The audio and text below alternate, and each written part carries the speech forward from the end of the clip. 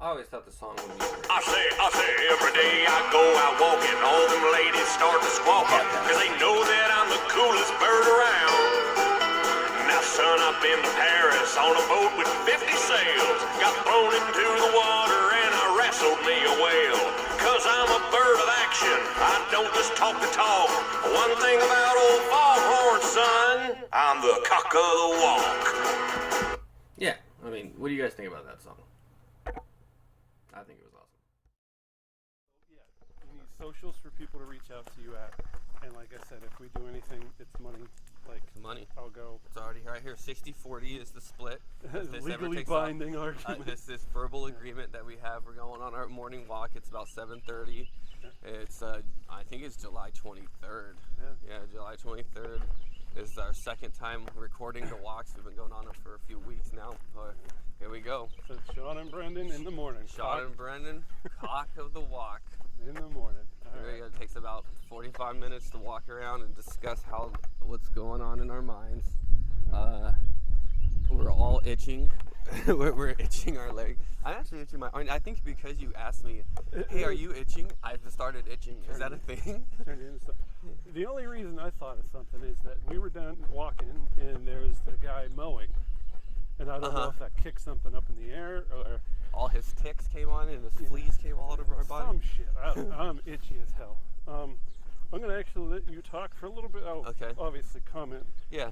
I got to deal with my car situation. Oh, so you took your car in and now they're... It's in the shop. It's been in there for 2 days, and I asked the guy to test drive it. You know? How long does that take? 20 minutes? 10 minutes to get in the car and drive, right? Is that not So- the thing about mechanics? Yeah.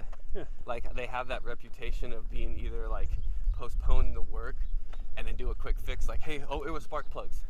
How long did that take? All 4 or 5 days? Yeah, exactly. Or they're like, labor was $300. The part, 45 cents.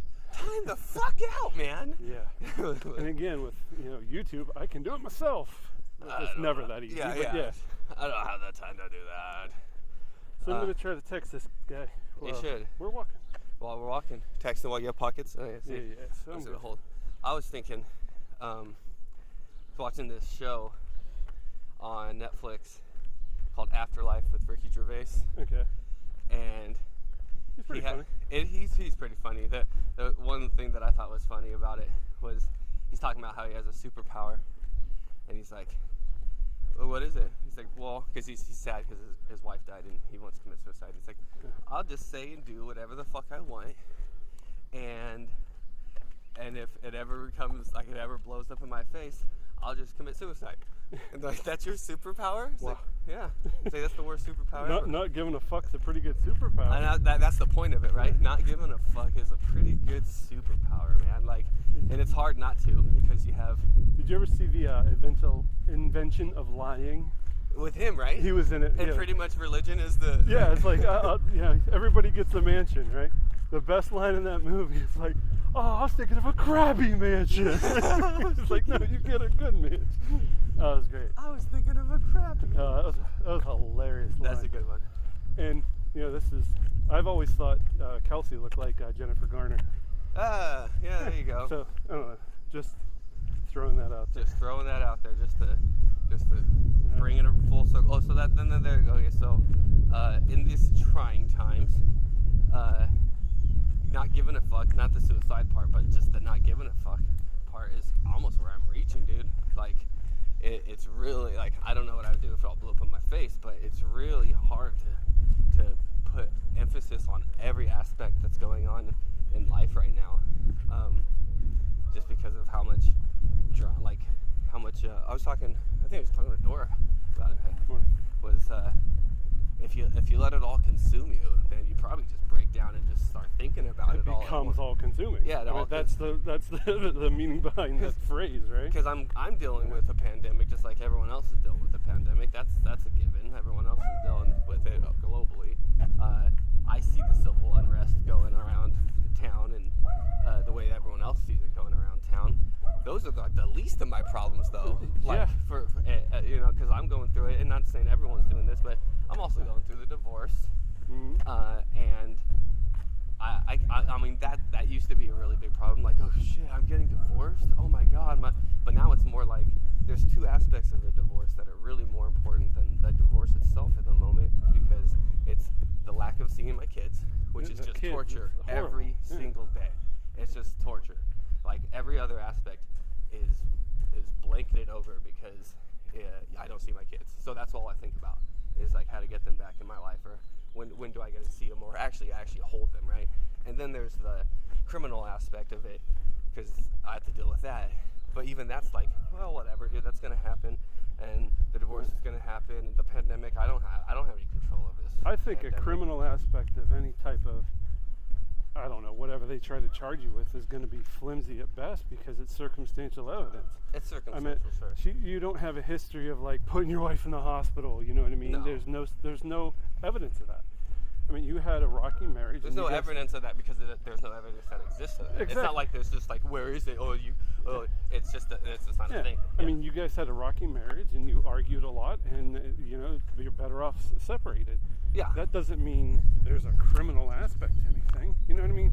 There's just not a history of it. No. So, it just depends on how deep the pockets of the state want to go and how deep my pockets are, which I have shallow pockets, dude. I have shallow ass pockets, so it's the headache. And I guess any aspect of the criminal, the thing about the criminal aspect is our reputation, dude. I'm landing a job now, but the jobs that I would want, or you could quote unquote hold out for. Yeah, that I could hold out for with criminal backgrounds and everything. I have no choice but to roll the dice on fighting things with my shallow pockets, because, well, I don't want my reputation. I don't want to say, okay, fine, just because I'm afraid or poor, go ahead and label me something I'm not. Yeah.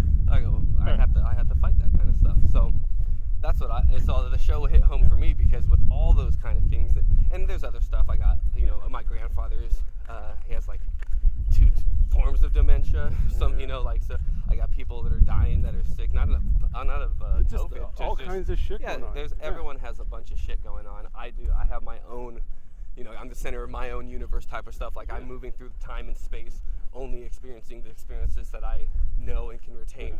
So I don't know what yours is, or this guy's is, or a random person on the streets. And something I'll get right back to. Yeah. But so I put this up, and I'm like, I'm not even going to be nice about this. This is the text to. Text to the car. Just basically like, have you looked at my car yet? I mean, I gave it to you 3 days ago. I didn't say that, but it's like, what's the problem? You said the first part? No, I didn't say. I okay. gave it to you 3 days ago. No. Have you looked at my car yet? Yeah, looked at my car. I gave it to you. Any idea what the problem could be? Any ideas on a fix? How much are parts? How much is the cost? Let me know. Like, get on it, buddy. Why are people just dicking around with other people? It's frustrating, and especially when I expressed to him my frustration to send it to the dealership, and it's sitting there for 2 weeks. Yeah. Oh, that was your first frustration. Like, hey, I'm taking it to you because I'm sick of being dicked around with. Bingo. All right, thanks. Yeah, I won't dick I'm you gonna around. dick around with you. 3 days later. That's all right. I'm slapping dick around. Look at this cat. Yeah. There's a cat stretching right in front of us, like we're in its way. Don't you attack me. Don't you come up to me and attack me. Don't you do anything. And then the wife went and apparently one of her friends, a friend of a friend, selling a car. And it's used, and it's old, and it's on the cheap side. We go this way. And we're going to go look at that this afternoon. I was like, oh, that's great. I'm going to drop $3 or $4 grand on somebody else's old problem, Yeah. But why do you think they're selling it? It's a newer car, and it might be more reliable, and this one that I'm paid for, it's in the shop. Yeah. Isn't that the way things are, man? Dude, Expendable society. The way that you were explaining it to me, you were like rejoicing just last month. Yeah, like, hey, oh, awesome. The car's paid off. That's another $300 something the car dollars payment back in my pocket. Nope. Yeah. Nope. No. Not when you drop $1,000 the next month, which is 3 times the car payment to just figure out what the fuck wrong with it. Yeah. So it's a kick in the pants, but I mean, isn't everything? Everything is just like buying ink. We were going short, buying ink for what was it, a $35 printer? What was this printer? It was like the printer was $35. The ink was $70. And you for the blue. To print 5 pages. Right? I need 5 pages. 5 pages for black and white and for colored package bonus. The duo pack, $70. I'm like, but if you go buy it again, it already comes with the ink cartridge in. I think they made it this way where now they realize that was a not good investment, so they actually give you like a half-filled ink cartridge now. So they're screwing you that way too. So they're trying to get you come in and get you going. So you buy a new printer because hey, it's cheaper, but then I print 10 pages, now you gotta go out and buy ink. Yeah, what a bunch of crap. It's just a bunch of crap. And here's the other thing, right? If you had to really print those out and you couldn't buy the ink, 10 cents a page at the library. Oh, can't go to the library Oh anymore. yeah, you can't go to the library. Yeah. So a $70 buy would have been a 50-cent print at the library. It's crazy. Think about that. That's Even a good. if it's that's a quarter a page. Yeah. $1.25 versus 70. Come on. A lot of cars out today. It's about we always go on the same time a day. On Monday there was like track and field practice going on. That stopped, and then now it was pretty quiet Tuesday.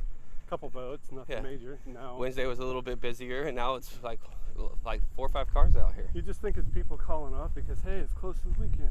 On Mondays they're always like, gotta go to work on Monday. So my scheduling, as I start a new job, my scheduling is going to be from Tuesday to Saturday. Yeah, you're off Sundays and Mondays. Sundays and Mondays. Can't do shit on Sundays. What am I, like, if I have a business thing to do, well, you're off on Sunday. Everyone else is too. You're not going to get your business thing. You can't go meet with anybody. And it really kills anything that you have to do working second shift, because you show up around, you got to get ready by like around 2:30. You show up around 3, and you're there till 11:30, 12 by the time you get home, right? It's like everybody's perception of the night shift. Oh, if you have a doctor's appointment, you can get up and go. That'd be like me saying to you, oh, you can get up and go to a doctor's appointment at 3 a.m. in the morning. Yeah, why not? Because that's when I'm supposed to be sleeping, right? During the day. Or calling them and being like, hey, why aren't you out and about at downtown at midnight to 2 a.m.? Yeah. Well, because I got work in the morning. You have what? Yeah. You have what? Yeah, so it's ridiculous. There's a line in a Primus song that says the funny thing about being unemployed is you don't pay much attention to the weekends except that you get to hang out with your working friends. Ah. I didn't quote it particularly. Yeah, but the general concept is that if you're unemployed, the only time a weekend makes any sense is when you get to hang out with your working friends. That's when you actually probably know the weekend's it. What day is it? I have it off, so it's probably a weekend. Yeah. That's crazy. That's crazy. So funny. the thing we go topic, right? I mean, we're jumping all over the place anyway. But the topic I was thinking about is just how, if we really wanted to hit like a major topic, is the two different walks of life that you and I come from. I mean, we're fucking day and night pretty much. You know, you're a West Coast dude. I'm pretty much from the East side. Coast, yeah. I'm, a tall giant. You're I was gonna short say, yeah, dwarf. let's even go with physique, dude. Like if we were mythological creatures or something, I'd be some kind of gnome dwarf, and you'd be some kind of like cyclops, freaking giant, minotaur looking you're motherfucker. half Puerto Rican. I'm all freaking white. Yeah, I'm Latino. Yeah, so it's like walks of life. We're walking, literally walking. Walk of life. Now it's cock of the walk until I find out that it can't be. But yeah, walks of life, dude. Yeah, and it's just like, we're pretty much in the same boat. I mean, we're all human, right? Is it because we're Americans? Or do you think that even this spans globally? Because we're in the same government Then here structure. you go, right? There could be some French dude going, well, yeah. bitching the same way I'm bitching. With another French guy who's like, or some other You're from European. East France. Yeah. Yeah. You're German. Yeah. Crazy, right? No baguette. no baguette. No baguette, dude. Yeah. Oh, shit. But yeah, just, walks of life. And it's like we are in pretty much the same boat, but from completely different angles. I hear you. In the same boat in the mindset. You're saying like why are we here? Why are we here, boat? Because this existential problem that will come up in probably every talk we have. Because it's the topic that it's the question we haven't answered, and even if we do answer it, or we put on ourselves on a track of like, well, life experiences is what you make it. Then how come? Like you gotta find a reason why that's not a good answer. Like if it's about what you make of it, then how come I can't make of it what I want because I have all these restrictions? What the hell is that about? And then you go, good people deserve good things and bad things happen to bad people. No, it's the other way around, man. It's all around. Good people, bad shit happens to all kinds of good people. Oh, for sure. And then good shit happens to all these people, and you're like, what the hell did you fall into? And you come out smelling like a rose? Yeah. Like, how's that happen? Right? And we can even go like if we have to place each one of us on a spectrum, and you cannot place us somewhere. So you've been doing the up and up. Let's just say, like, you have never been arrested. You have a family that you provide for. You're educated. You're trying to do your best. Been working my entire life. You've been working your entire life. Educated. And what did you get for that? I got the day-to-day, pay the bills. I have very little debt, which is nice. Uh-huh. But what's that mean in the long run? I'll have debt. I'll have no debt when I die, right? But you'll know no one has debt when they die. Bingo. Because you're dead. Bingo, right? Yeah. In the end, everybody's the same, right? You'll end up with no debt when you die because you'll have no bills to pay because you're dead. Now, someone else might have to pick up some of your slack, but then who knows if they can lawyer their way out of that somehow. But then I've also slapped into the reality of, like, is a toy, is a home, is, a boat, a car, is that worth the mental debt? Not alone just the financial debt, the knowing that you owe somebody for something. But you're telling me that's what you think you have up on when you see that guy with the big ass lifted truck and all that, premium alloy wheels or whatever, and in the boat, 50-room mansion, yeah. Yeah, and he has that boat that he's driving up to his mansion. You believe that what you have on him is, haha, you're in a fucking shitload of debt and I'm not. I mean, and you hope that. Yeah, they might be able to afford it. Yeah. But it's like, you're, six-figure income's paying for that crap. My, measly 5-figure income is keeping me, afloat. Keep me afloat. And I guess this is the $1 million question then. Yeah. Are you happy with your five-digit figure and how it's treating you? As far as I've always tried to compartmentalize things, right? Work is work. And it's really hard to just turn this into, like, work is a means to a paycheck. I've always wanted to have work mean something. I'm doing something. I'm solving a problem. I'm providing a service, something, right? I often joke. I say, hell, I might as well go back and wash dishes. At least that way I feel like I did something today. Yeah. And I work in a freaking field of of medicine that's diagnosing patients with diseases. Yeah. Actually, they have diseases. We already know it, and we're trying to figure out how to better treat them. Right? Okay. So if I give you a result and says this treatment should work better because you have this mutation, I did something good. You don't necessarily see the patient. Never see the patient. You never see the patient. But, like, I did something good for you today, right? Yeah. I don't feel that.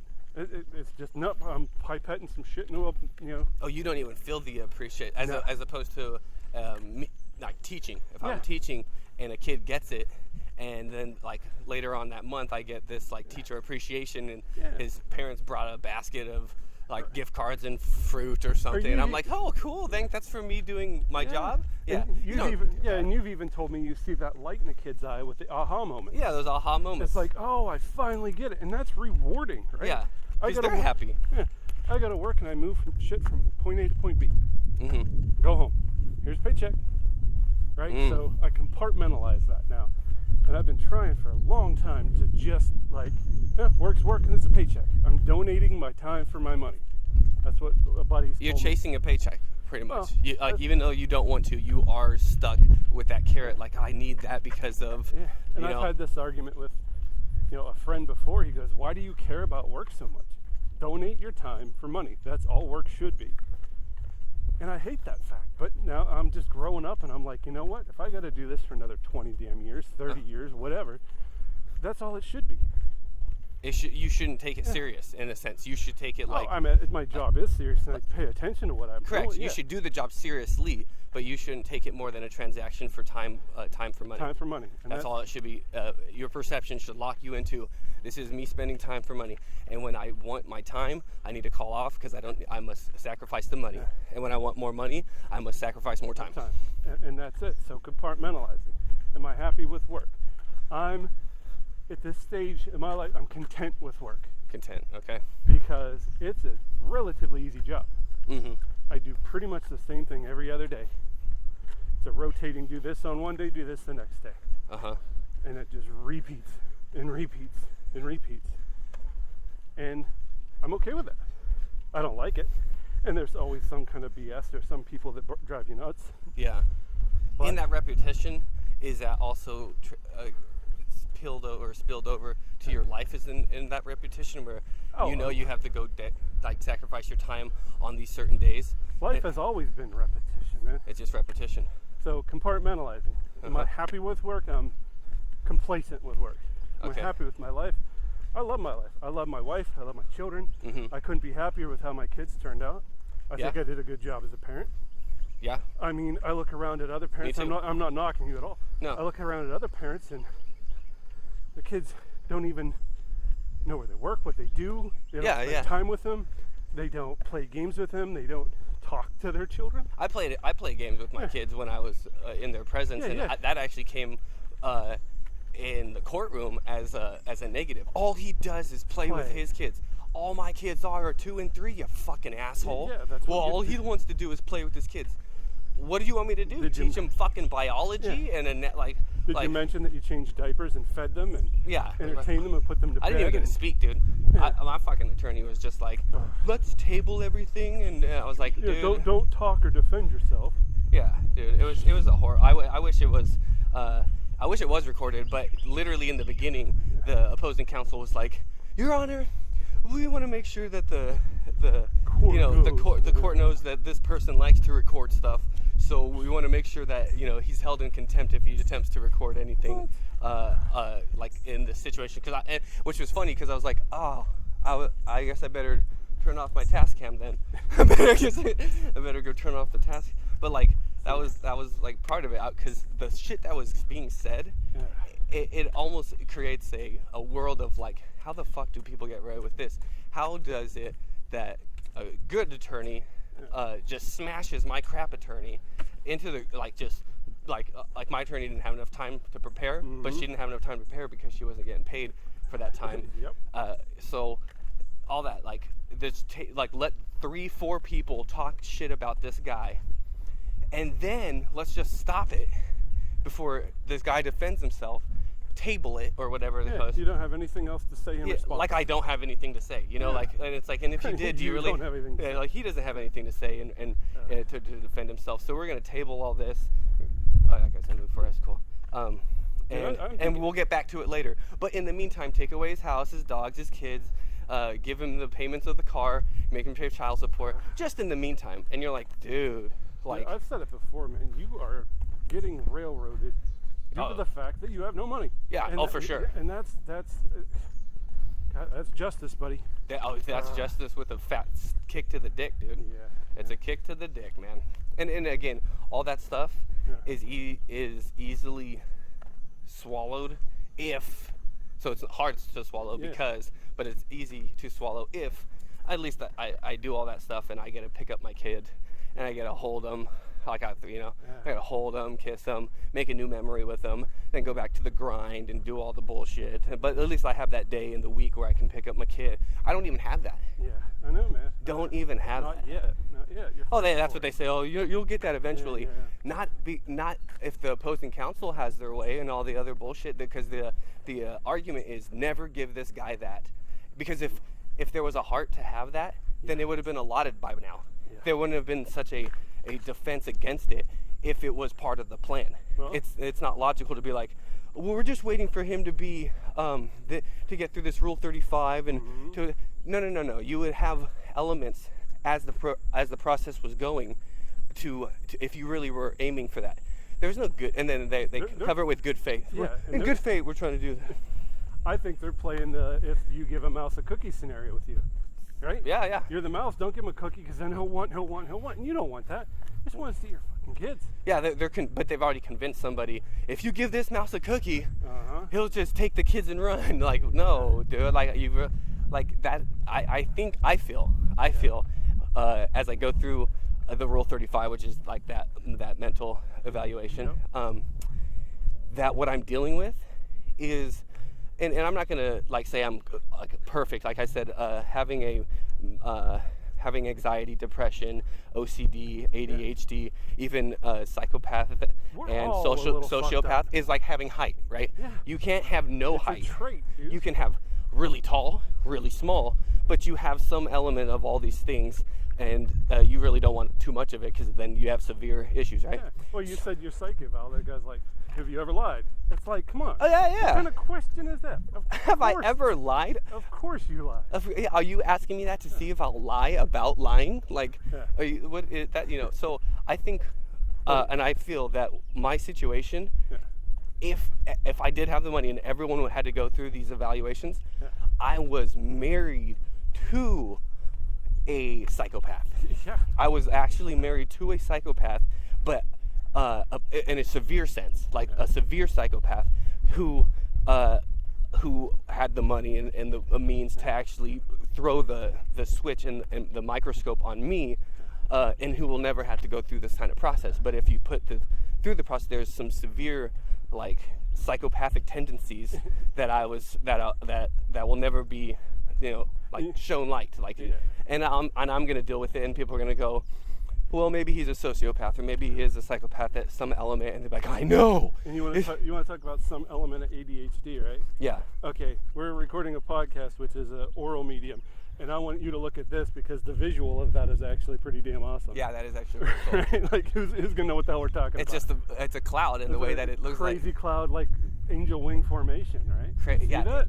If you told me awesome. that was coming over a mountain, I'd believe you. But there's no way that there's a mountain right there. Yeah, that's beautiful. It's beautiful, and it's weird. dark at the top, and it's light at the bottom. Yeah, it looks like wings. That's I see the wings now. like Yeah. you put an angel right in the middle, angel wings. Right? Ah. Crazy shit, right? Crazy shit. No one. Yeah, visual media. That's just for me and you. Though. I don't even have a camera. But yeah, so there's all this like elements of these things that go back to the first thing I was talking about. Yeah, all these things that I've been experiencing have really opened my eyes, but to the point where I can't give a fuck. Like, it's opened my eyes so much influx of wrongdoing, and so much influx of like, you should have known betters, to where it's like, oh, I should have. And now what have you learned? I've learned not to give a fuck. Yeah. But it's counterproductive. Like, you should have known better on this. You should have opened your eyes to this. You should have not been spontaneous or impulsive. Yeah, you're right about all. And now what? Yeah. Nothing. What am I gonna do? I'm gonna go clock in, make my podcast, and fucking fuck you. There's no, it's counterproductive. I'm not gonna be like, oh my god, I need to go, And see, here's a write bit, books about my errors. Yeah. Here's a bit of levity because that's what I try to provide, right? Growing up, like, I always had a joke, right? I'd like to use apathy as a shield, but it's probably too heavy. But that's what I do. I just stop giving a fuck. Yeah. And sometimes that's the worst thing you can do, but other times it's like, you know what? It's your saving. It's your savior. It's almost paying no attention to something does make it go away, and that's horrible. And I hate saying that, but man, when we were in PA before we moved down to this beautiful state, we were in PA. Shit was going south, bro. Hardcore. Like, we almost got foreclosed on our house. And I was... The house you owned. The house, well, we were paying for it. Yeah, the mortgage. I almost got foreclosed on us. I hadn't the slightest clue. I didn't even know because I just stopped caring. I'm like, well, whatever. So you kept going like your routine. I'm going to work. Here's my paychecks. Not really keeping track where the money for the paycheck was going until it was like, hey, you didn't make this bill or this bill or this bill, and you're like, wait, what? What happened? Yeah, and now you lost your job, right? Towards the end, or just say I didn't have a job anymore. Yeah. But because I was so indebted into that routine, right? My day was waking up and looking for a job.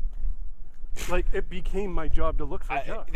I had so much. I wrote that joke down, like, on my thing. That's what I've been doing for the last 2 months. My job is to look for a job. My job is to look through a job. Mine's online, but I'm sure yours is like saying. I've been trying to look for a job as a job for 2 months, and it's not that I don't find one, but it's like some of these jobs are just fake. They're like not even real jobs. Like, it's like people trying to fish for information. So you have to weed out these fucking scammers, and then you find one, and they're like, oh, on the ad, I know it said like $40K plus a year. We're paying $13. What? Yeah. Do your math. Yeah, it doesn't add up. Yeah. But okay, so you were looking for a job. So I woke up, right? Everybody was at school or work, and I'm sitting at home going, okay, what do I do? Well, from 8 to 9, I'm going to get on the computer. From 9 to 10, I'm going to, make a list of things I should apply for. From 10 to 11, I'll take a walk. From 11 to noon, I'll get something to eat. It was just like I had a freaking schedule because I was so ingrained into like work, do something, Yeah. work, be productive, work. And like, But again, unemployment's never fun. No, it's not. But it was like, I had to have structure. I was going to go nuts. You had to have some form of my life is going somewhere because I'm putting work into this area of my life. Yeah, I have to put in some type of investment. Yeah. And then I got the job here in Tennessee, and it was like, boom, coming. Yeah, and you said I'm moving the whole fam. Yeah. Right? Like, this is it. This is And it what, came down to dollars, you know? Yeah. Which is such a bummer. Not that like as long as you improve your job and shit, but that's the same thing that brought me to Tennessee. Not even my dollars, not even dollars I'll see anymore. But it was, hey, I can make this much money if we shift our family to Tennessee. Yeah. And I was like, okay. At that time, it was just me, her, and a baby in the oven, you know. Yeah. And then we plan our roots, and that's why I think there's some psychopathic things, because it was all about what one person, like essentially as the end result, what one person could get, and not have to give back. Yeah. And some one person has it all now, and is like, and is completely content with, it's okay that the other person doesn't have a part of this pie that they helped make. That's okay. That's psychopathic. Now, do you have? I might be sociopathic, where I'm like introvert. I don't give a fuck. I'm more of an asshole. I might not be a severe one. I might be a severe one. That's why I'm going through my psych eval. But at the same time, there it takes two to tango. It might have been the story of a severe psychopath who married a severe sociopath. No, in hindsight, I mean, I know you're going to say 2020, but in the moment, if you can go back in the moment, do you think that your dependency was a handicap? In the moment. Now you can look back and say, oh, of course it was, because I relied on X, I relied on Z. Yeah, and now it's taken away. Being dependent. But in the moment, were you like, oh, this is a good situation we have here? It's hard to answer that with a yes or no. Yeah. Like, yes, it was, no, it wasn't. Because your trade-off was, I'll take care of the kids. Because there was a quid pro quo. There was a by allowing myself to be dependent, I gained complete around the clock with my kids. So it's like, okay, listen, you are putting yourself at a deficit if anything goes wrong. Correct. Okay, what are you going to do right? Well, I'm just going to do my best with the kids. All right, something went wrong, and the argument is you suck with kids. But I know, and anyone who really has seen me work with kids, whether I'm in school, out of school, I'm good with kids. So to make an argument like that, you just play with them. No, I just make sure that when I'm talking to a kid, I kneel down and I'm eye level. Yeah, that's part of how I'm so good with kids. I kneel down. I don't sit there and go look from, because you're bigger than kid. And so stand up. Yeah, stare down. And when people don't understand that, they go, you're just putting yourself at their level. Yes, that's how you bond with them. Yeah. And see, this takes me back to when I was coaching soccer, right? And I was trying to teach 5-year-olds drills and fundamentals. And parents are like, oh, they're just going to chase the balls around anyway. It's like, kids are smart. Yeah. You got to give your kids the benefit of the doubt, right? Or at least a blueprint to go off of instead of willy-nilly suck a dick, dude. Do whatever you want. And it's like, do you want me to coach your kids, or do you just want them to go run and chase the freaking ball? Yeah. Right? And some parents are. They're like, just get the energy out so that he sleeps and doesn't create it. Yeah. And you're like, that's the shitty parent. Yeah. And see, Dora coached right alongside me, right? She coached Damari. What's he doing? He's in soccer camp. Well, when he could, before coach, he was in soccer camps. He's a great freaking goalie. 12-year-old kid probably has a future in soccer. Why? Because he learned fundamentals when he was 5. Fundamentals. I'm not saying that's all of it, but it's part of it. But goddamn, you did not let him go out there and chase the ball. Yeah, he learned not to chase the ball, and I think that's as a physical educator, that is part of what I would specifically want to get the kids away from chasing the ball. One, it's not good for your offense and defense, because if all members of your team are surrounding the ball, you're eventually gonna get outplayed. Yeah. Okay, so let's get some fundamentals. 2, I think it's more fun, whatever I would say, to make the kids pass 3 times before shooting. Yeah. So you don't have some all-star guy Stealing the ball. Gretzky, the Gretzky of soccer out there, dude. With Beckham, that'd be Beckham. How old are we? We're talking about name 2 top athletes: Wayne Gretzky, David Beckham. Can you name 3 famous blacksmiths? Blacksmiths? Yeah. Will Smith, Jada Smith. That's a horrible joke. That's fun. Jada Pinkett Smith, Will Smith, and Jaden Smith. Yeah, There you go. 3 famous. See, that's funny. That could be construed as racist. Yeah. Whatever. But yeah. So yeah, how to talk to kids, right? Uh-huh. And I jump in. I steal thunder. My daughter, I've always talked to her like an adult. She had to go through some adult shit when she was a kid. Mm-hmm. My wife was sick, Mm-hmm. So she had to like take place of Dora, like cooking food and stuff? She didn't have to, but she felt like, I can help take care of Mom. Oh, take care of Mom, yeah. And she grew up too quick. Is that why she's an old mind and a young body, it seems? My God, she's the most mature 15-year-old I know. Yeah, that's why I was trying to, I didn't want to bash her talking to her yesterday, because I know she has that young perspective and that female perspective. Yeah. But when I do talk to her, in general conversations, she has a more mature mindset than a kid of her age, and she's stuck in the body of a 15-year-old. Yeah. She's 15, right? So Yeah. she's in a 15-year-old's body. So it's like, legally, you can't vote. You can't smoke. Yeah. You can't drink. You can't go into that bar. You can't other adult stuff that's not taboo, whatever. Yeah. You know what I mean? Like you can't. You like, can't drive the car. I feel like as a parent, I raised a cynic. Right? It's like I should have done. Like I infused my worldview on her. Yeah. It's like, don't do that to a 15-year-old kid. Let them figure it out, right? Yeah. But it's like, why should you suffer if I know what suffering's like? So did I do good? Did I do bad? Why should you be surprised by suffering if I can let you avoid know? it. Yeah, if I can give you some caution signs about what it looks like. And here's how to protect yourself against a jerk. Right? And so you're saying like there's different parent views of no, you let your kid get blindsided and you let them be naive and you don't take away their innocence. You let the world take that away, and you were like, time out. If you do that wrong, the world may push them into an area they don't recover from. Mm-hmm. If they're so naive and so blindsided by the stresses of adulthood, they might not make it. So, and then I look at like my son, right? Polar opposite of my daughter. Yeah. He wants to learn on his own. He wants to do it himself, right? Mm-hmm. And you can tell him 100 times, dude, if you do that, somebody's going to yell at you. Dude, if you do that, somebody's going to yell at you. And he wants to do it until he gets yelled at.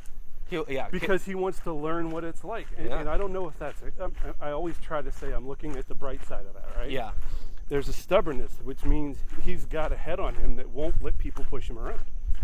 That's a good trait. That's a good way to put it too. To see. So, and you can take that from different angles. So let's go run through some of his behaviors, and you tell me where that comes from and how it's a good thing. Okay. Yeah. Someone asked him to unload the dishwasher. He hears them. It gets quiet for a second, and he reloads the game. How's that a good thing? How's that a good thing? Well, there is nobody yelling at him to do it, right? So he's testing the waters of. He's testing. Why is it important that I do it? What's my limit? Okay, the limit. Yep. And he knows where the limit is, because if you get asked 2 or 3 times, then it turns into you get yelled at. Okay. But that limit is never consistent, mm-hmm. and that could be a poor parenting choice. So you could get him to do it on the first ask if you walk into the room and you're like, and you stood over him and you made sure he got. Hey, right now, this time, this one ask, get those done. But because of the way it's given to him, mm-hmm. he learns on the fly how to understand what to accept and what to reject. So you do it from the kitchen or the other room. So he rejects it. So again, a good trait from that. It's an adaptable. He's I know how to adapt to the situation. I know how to read danger. Yeah. Right? And I'm not in any danger of getting in trouble for not getting my ass So up. I can reload this and continue with what I was doing, stay focused on my plan. And yes, I know what you want. And who's to say it's never going to get done? It'll get done. But you're probably going to have to ask me to do it again if it's super serious to you. Yeah, she looks like a young Coco. A young Coco. Okay. Let's go. Okay, and that's the thing, and that's I think that's a good example to take something that someone might be like, well, why isn't he listening? Oh, he's not that he's not listening, like you said, he hears what we said. He's actually making a conscious decision to postpone that action based off of, now how's that going to work when he gets homeschooled coming up? Yeah, that's going to be an issue. Okay. But we had a thing like that at school where his teacher out and out yelled at him, like, you are not paying attention, you are not listening. What did I just say? And he repeated her verbatim. while he would look like he was doodling or drawing or rolling a pencil around. And she couldn't discipline him. Yeah, he's like, I know exactly what you said. I was paying attention.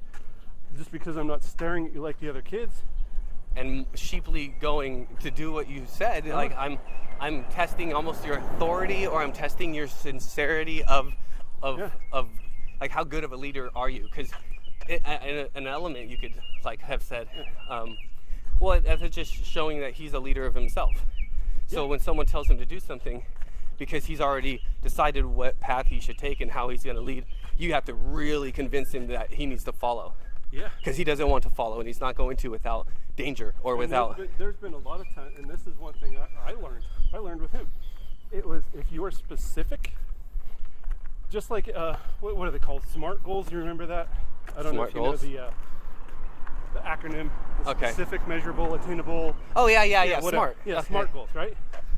If you give him a SMART goal, if you're specific about what you want, if you give him a timeline, if you give him definitive, I want A, I want B, I want C, he'll do it. He'll do it. And it might not be absolutely right now, but if you put the time limit of I want this done now, he'll do it. Correct. It has to be outlined.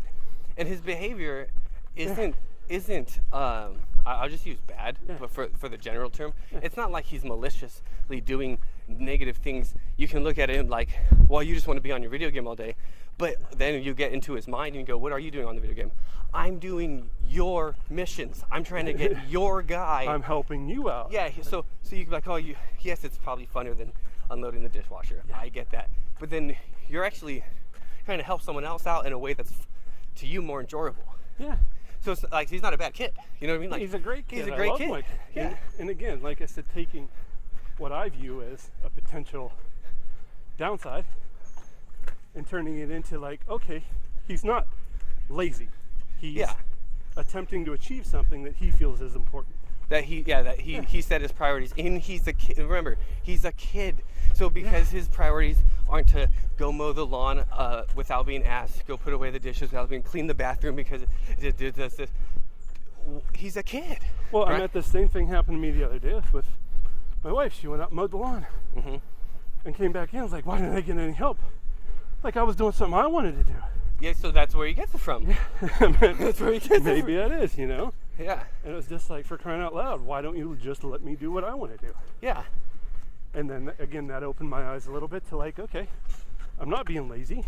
I just didn't want to mow the goddamn lawn. I set my priorities, and that one happened to be under the priority you thought it should be. Like you thought it'd be I always told my ex that I always like, why is your problem my emergency?